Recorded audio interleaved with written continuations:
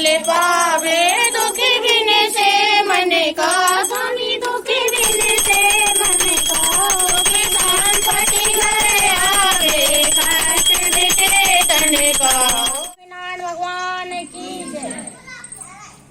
पूर्ण व्रत के लिए सर्वप्रथम पूजन सामग्री की तैयारी करें, जिसमें श्री नर्मदा जल यदि सुविधा से उपलब्ध हो तो अगरबत्ती, दूबा, हवन सामग्री, कपड़ा, नारियल, पान, सुपारी, हल्दी, रोरी, चंदन, धूप, कपूर, घी, जवा, चावल, तिली, केला, खीर, पेड़ा, दूध, दही, पंचमेवा, फूल माला, शक्कर इत्यादि की व्यवस्था करें। तत्पश्चात पूजन का शुभारंभ करें। पुराने समय की बात है कि श्री नारायण मुनि नारायण कहते हुए विष्णुलोक पहुँचे। श्री विष्णु भगवान की स्तुति वंदना भक्ति भाव पूर्वक रूप से करने लगे। तब भगवान विष्णु प्रसन्न होकर प्रकट हुए और बोले, हे मुनि श्रेष्ठ, कैसे याद किया? तब उन्होंने कहा, हे प्रभु, आप तो अंतर्यामी हैं, हम क्या चाहते हैं आप तो जानते ही हैं। प्रभु मुस्कुराए, हे मुनि श्रेष्ठ, आप ही वर्णन करें कि प्रभु जैसी आपकी आज्ञा में मैं तो लोक से चला आ रहा हूँ, वहाँ मानव की व्यथा देखी न गई। प्रभु बोले, आप क्यों दुखी हो रहे हो? यह सब कर्मों के फल हैं।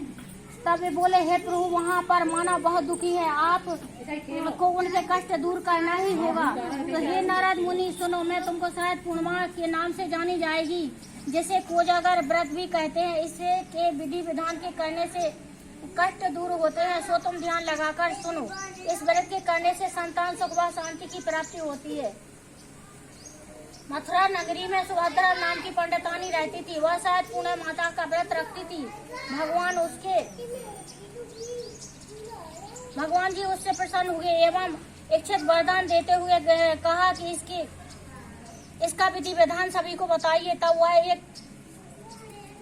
वह एक साहूकार को यह व्रत की विधि बताती है। साहूकार ध्यान से सुनने लगता है। सुभद्रा बोली, मैं शायद पूना का व्रत करती हूँ, यह उसी का फल है। ये साहूकार ने पूछा, इसकी विधि क्या है? सुभद्रा बोली, एक लकड़ी के पटा पर एक लोटा पवित्र जल भरकर रखे, एक रोरी से स्वास्थ्य के चिन्ह लोटे पर बनाइए। इसके बाद पीतल के गिलास में गेहूं के दाने भरकर रख दें। गिलास पर दक्षिणा चढ़ावें। इसके बाद स्वयं तिलक लगावें। इसके बाद 1.5 पाव शक्कर, 1.5 पाव खोवा दोनों को मिलाकर 6 पेड़ी बनावें। इसके बाद शायद पूर्णिमा, इसके बाद पूजन कर एक पेड़ा प्रभु जी को चढ़ावें, दूसरा पेड़ा स्वयं पतिदेव ग्रहण करें, तीसरा पेड़ा अपने मानदान को दे देवें, भांजे भानेज नंद बहन आदि को दिया जाएगा। चौथा पेड़ा अपनी सहेली से बदलें, यदि सहेली न बदले तो मंदिर में चढ़ावें। जो सहेली 6 माह व्रत रखे उसे ही पेड़ा दें। 5वां पेड़ा के लिए 5वें पेड़ा घर के सदस्यों को बांटे। 6वां पेड़ा के 6 भाग बनाइए। तुलसी माता जी को चढ़ावें, गौ माता को खिलावें, अहीर को देवें, गर्भवती स्त्री को देवें, राहगीर बालक को देवें, कुंवारी कन्या को खिलावें। इस प्रकार 6 पेड़ा वितरित करके लोटे में रखे जल से चंद्रोदय के समय चंद्रमा को जल चढ़ावें। घर जाकर साहूकार की पत्नी को व्रत रखने के लिए कहा। तब साहूकार ने अपनी पत्नी को व्रत रखने के लिए कहा। तब उसकी पत्नी ने व्रत की विधि पूछी, व्रत की विधि समझाई, तब व्रत शुरू कर दिया, जिसका फल यह मिला। साहूकार के यहाँ 2 कन्याएं का जन्म हुआ। बड़ी का नाम सावित्री और छोटी का नाम चंद्रमुखी। दोनों ही पूजा कार्यों में रुचि रखती थी।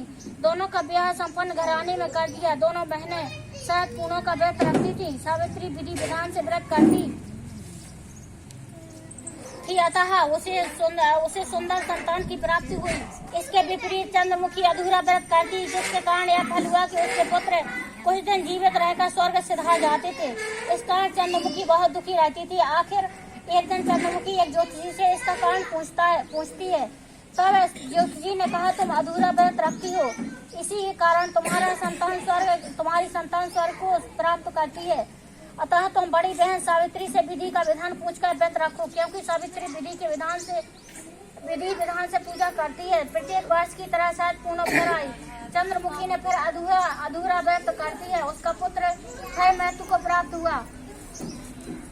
चंद्रमुखी अपने मृत पुत्र को पटा पर लिटाकर जिस पर वह पूजा करती थी, संयोग से प्रभु की इच्छा से उसकी बड़ी बहन सावित्री उसी दिन उसके घर पर आई। उसने तुरंत प्रभु का नाम लिखा। मृत बालक के सर पर हाथ फेरा तो वह जीवित हो उठा। चंद्रमुखी खुशी से नाच उठी। तब उसे शायद पूर्ण व्रत का उसने तुरंत प्रभु से क्षमा मांगी। बारंबार प्रभु के चरणों को स्पर्श किया और कहा, कि ऐसी भूल अब कभी नहीं होगी। और साथ ही सभी पड़ोस में सगे संबंधियों को यह व्रत करने की सलाह दी। वह व्रत की विधि विस्तार पूर्वक समझाने लगी। अतः इस व्रत के करने से प्रत्येक स्त्री व पुरुष सभी की मनोकामना पूर्ण हो जाती है।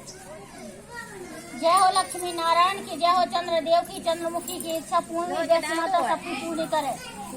श्री सात पूर्णिमा का व्रत जो माताएं रखती हैं उपवास करती हैं, उनको संतान सुख व परिवार की हर मनोकामना अवश्य पूर्ण होती है, इसमें कोई संशय नहीं। इसलिए सहज पूर्णिमा का व्रत करने को श्री विष्णु भगवान ने श्री नारद जी को स्वयं कहा। श्री सात पूर्णिमा के दिन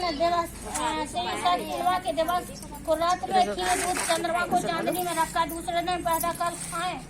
इस अमृत तुल्य दूध खीर दूध से प्यास तथा दाय की निवृत्ति होती है। बोलो सात पूर्णिमा माता की जय।